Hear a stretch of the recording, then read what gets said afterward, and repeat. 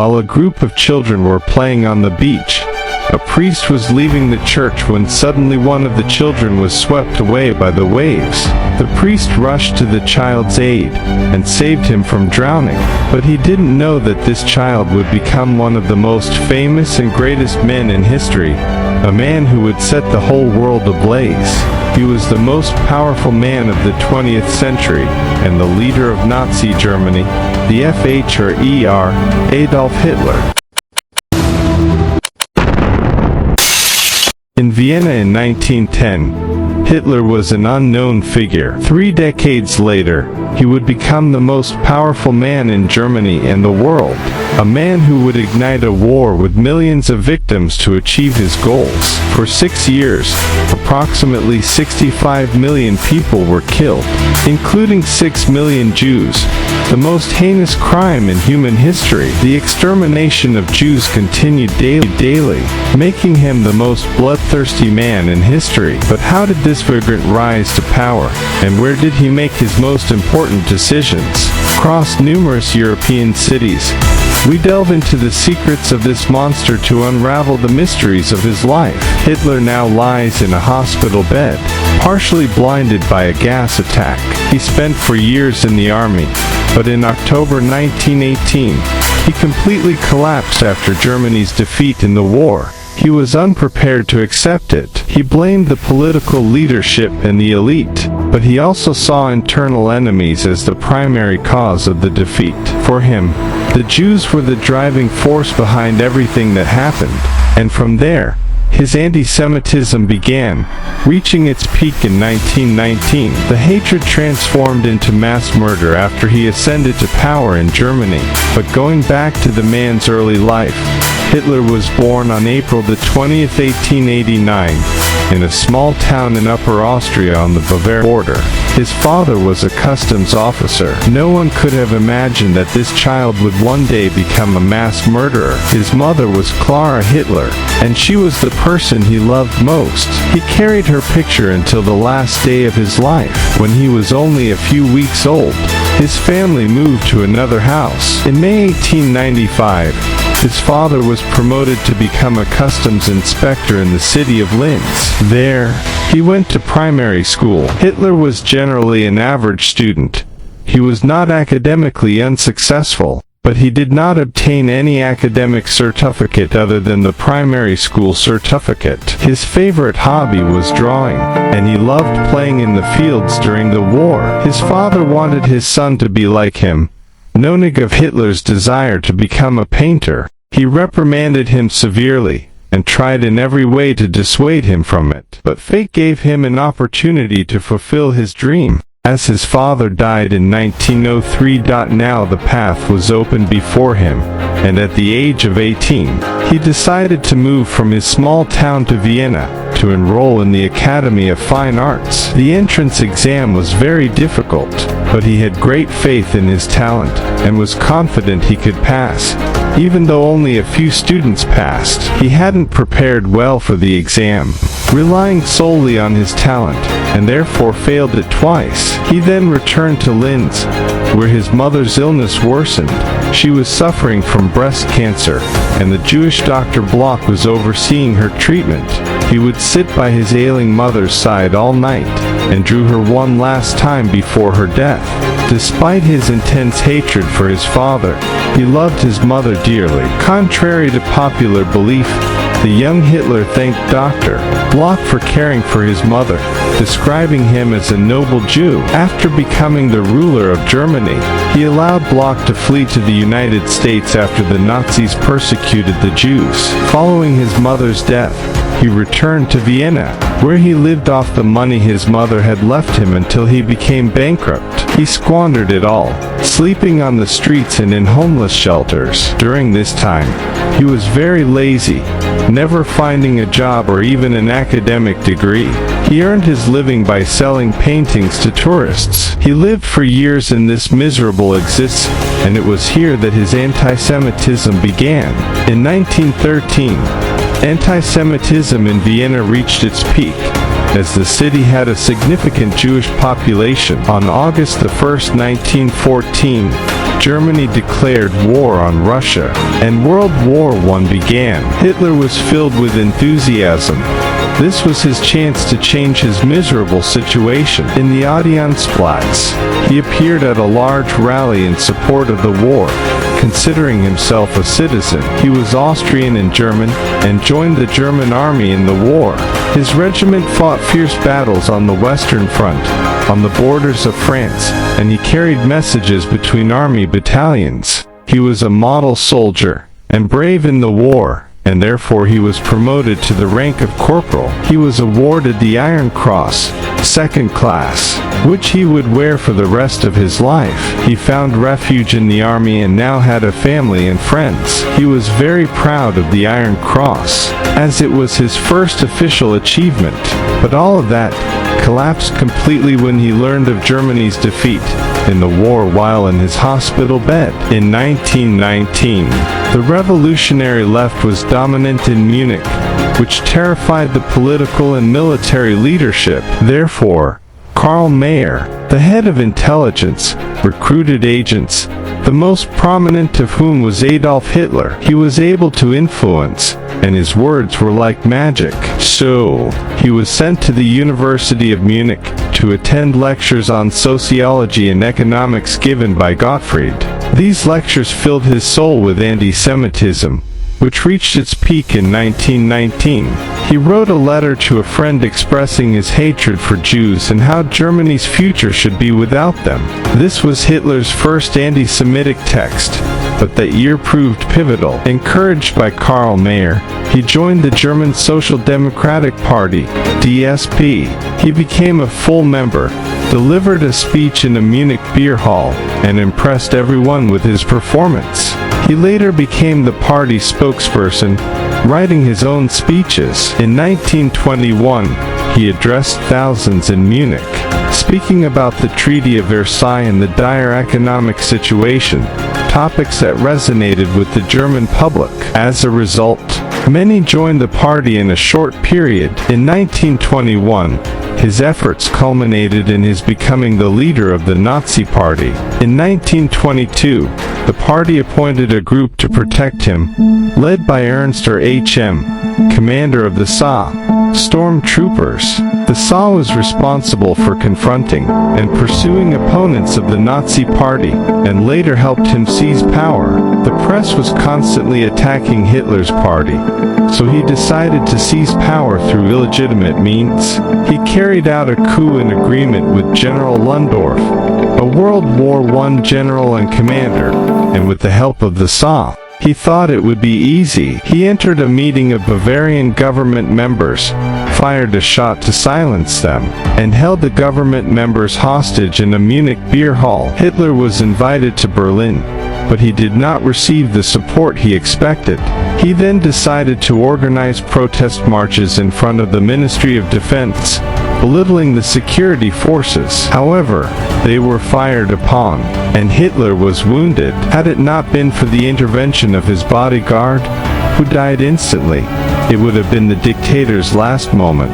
He then fled to a small house near the German-Austrian border, believing he was safe there. He was found by the police just 2 days later, but he chose suicide over capture. He thought it was the end of him and his party forever, but the police eventually managed to arrest and detain him before he could shoot himself. Hitler and Ernster H.M. were tried in 1924, and Hitler exploited the courtroom, turning it into a platform for his speeches. Many people sympathized with him, even some judges, and newspapers published his speeches during the trial. As a result, Hitler became a popular figure. He was eventually sentenced to 5 years in prison, where he received special treatment. During this time, he began writing his autobiography, Mein Kampf, with the help of his fellow inmate, Rudolf Hess, who would later become the FHRER's deputy. In this book, he developed his anti-Semitism and justified it, viewing Jews as useless parasites living off human blood. He believed that all German speakers should be united into one nation, and that Germany must prepare for the coming war. Otherwise, the German nation would cease to exist. His plan was to unite all German speakers under one banner, crush France, and then turn on Russia. On December the 20th, 1924, Hitler was released and lived in a luxurious apartment, where he was able to. He obtained funds thanks to his supporters. In addition to the profits from his book, Mein Kampf, he traveled between German cities, giving daily speeches, and became a rising star in Germany. He abandoned the idea of violence and embraced the path of democracy. He was clear in his speeches, and outlined his future policies. We will ban other parties and get Germany back to work. He spoke of revising the Treaty of Versailles, and as a result, the Nazi Party's membership increased until it became the most powerful party in Germany. The dire economic conditions and poverty were the main reasons for the Germans' following of Hitler and his party. In January 1933, he became Chancellor of Germany, but the final obstacle in his path was Reich President Paul Hindenburg. Once in power, Hitler wasted no time.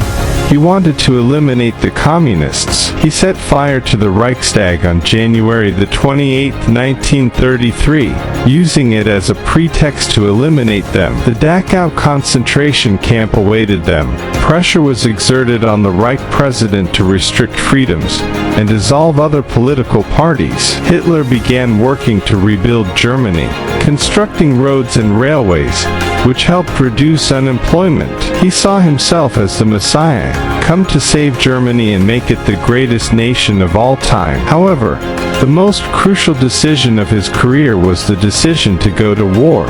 He needed the support of the army generals, who were dissatisfied with the stormtroopers. Therefore, Hitler decided to sacrifice them. Following the advice of Göring, in 1934, the SA leaders were invited to a meeting at a hotel in Bad Wiessee. Hitler set a trap for them and arrested them all. Later, all the SA leaders were executed in cold blood, including Ernst Rhm was in his cell in July 1934. Hitler had taken all necessary precautions in case things went wrong, but the plan worked out successfully. Just 1 month later, the Reich president died, and Hitler became the most powerful man in Germany, wielding absolute authority. He secretly planned the war, utilizing the German iron and steel mills to produce weapons, and working on secret programs to develop advanced aircraft and submarines. In 1936, the FHRE saw an opportunity to launch the war. German troops were sent to the Rhineland, a region within Germany's border with France, where German forces were prohibited from operating according to the Treaty of Versailles. Despite this, Hitler made his decision, disregarding the potential backlash. Britain and France ignored the move. In 1938, Austria was annexed by Germany. His dream of uniting the Germans as one nation had now become a reality. That same year, he visited Austria, returning to his former elementary school. There, he appeared among the students and teachers, reminiscing about his past, a message intended to resonate with the German nation. He then traveled to Czechoslovakia, where he sought to annex the Sudetenland. Germany, under the pretext of the persecution of Germans there, decided on September the 29th to hold a meeting with the leaders of several European countries to discuss this matter. These leaders included Mussolini, the leader of Italy, Daladier, the Prime Minister of France, and Chamberlain, the Prime Minister of Britain. Strangely, no one from Czechoslovakia attended, despite the fact that part of its territory was to be annexed.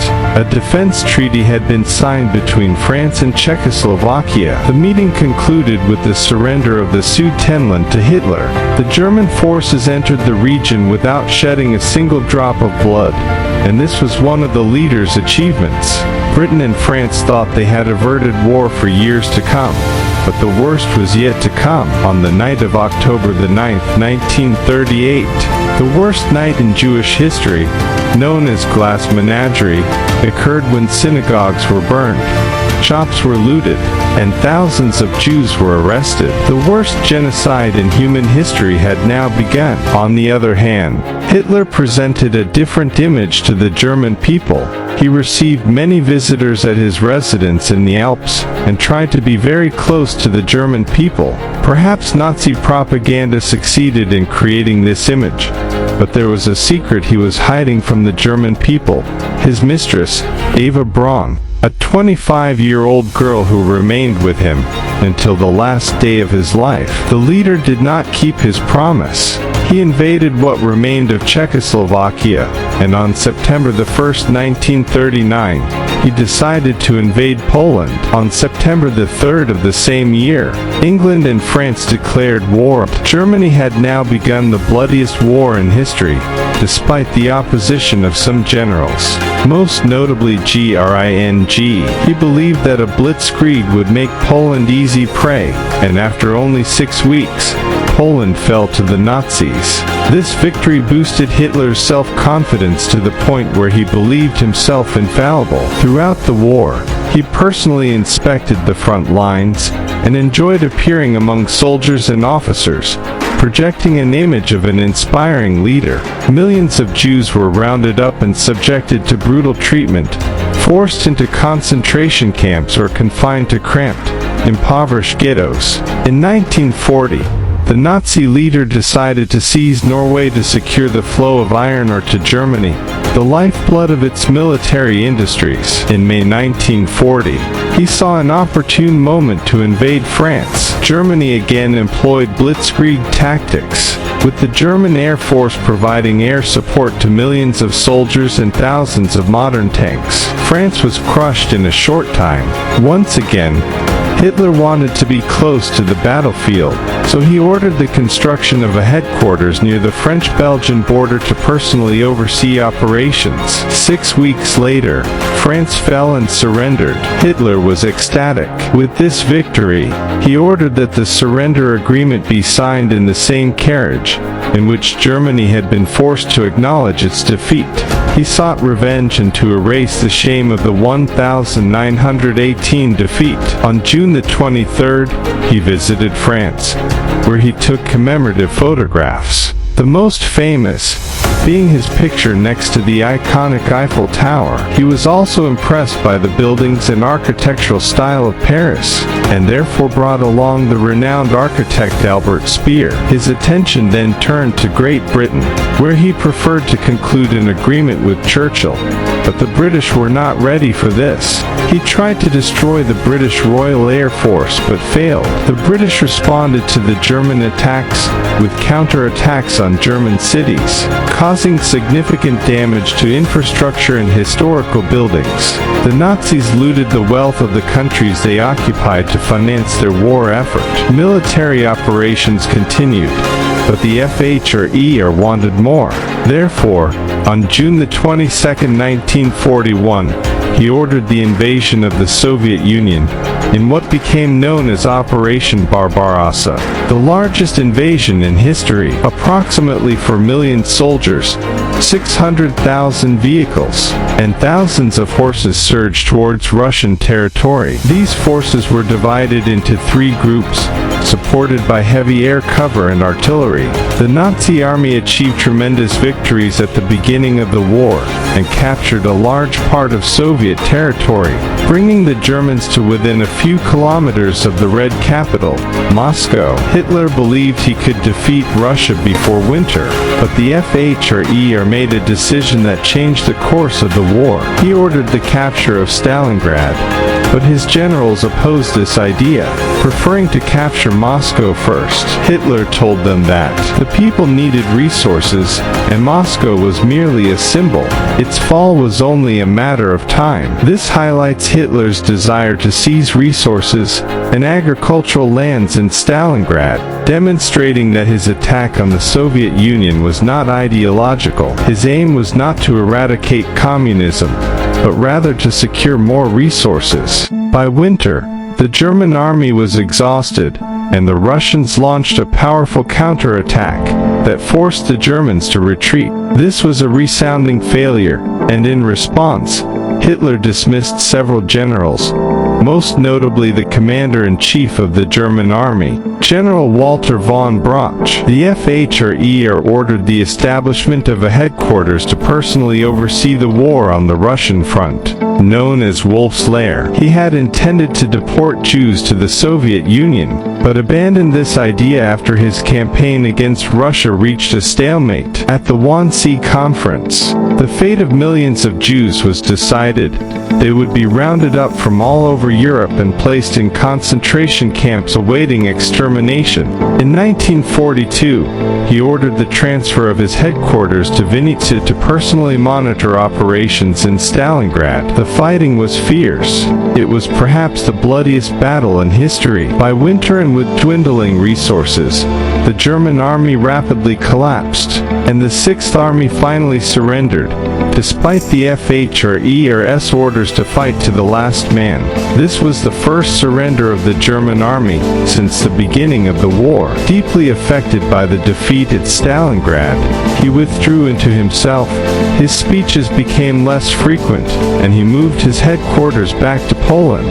Germany was subjected to intense Allied bombing, with entire cities destroyed and thousands of innocent civilians killed. But the bombardment that shook the dictator's throne was the Allied landings on the French coast. At dawn on June the 6th, 130,000 men crossed the English Channel from Britain to the French coast, and the German defenses could not hold for long.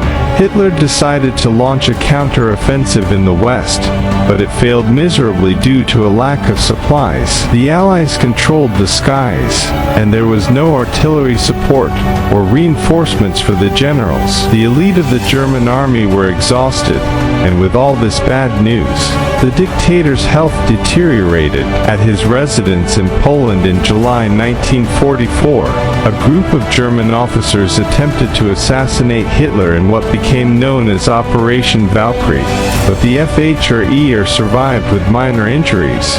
He returned to Berlin in late 1944 and remained in hiding from March 1945 as the bombing of Berlin intensified. Berlin was being bombed almost constantly from all sides. Allied aircraft bombarded the area, and Soviet artillery fire continued unabated. Eva Braun was with him in the bunker, along with some of his closest confidants. In April 1945, the Allies were advancing on Berlin. The Red Army had completely encircled the city, and the German army was powerless to stop it. The FHRER had to acknowledge defeat, so he decided to marry his lover, Eva Braun. He believed his relationship with Germany was paramount, even above marriage itself. However, this principle evaporated with the approaching fall of the Reich. The wedding took place on April the 29th, and on April the 30th, 1945, the couple decided to commit suicide. Hitler shot himself after taking a dose of cyanide, following his doctor's advice. Eva simply drank the poison. At that time, the Russians were just meters away from the FHRER's bunker. Everything ended with the fall of the leader. Nazism died with him, just as it had been born. This man remains a subject of debate to this day. Was he truly a military genius, or was he merely an average leader? Was he a man devoted to making his country greater, a nation throughout the ages, or was he a dictator and mass murderer? But what cannot be denied is the millions of victims and the Holocaust, crimes against humanity. And what cannot be denied is that he is one of the most influential figures in history. After the war, the demands of the Jews to build a national homeland for themselves increased, and the United Nations was established to prevent other major wars. Even the course of the global economy itself changed dramatically. One world ended and a completely different world began.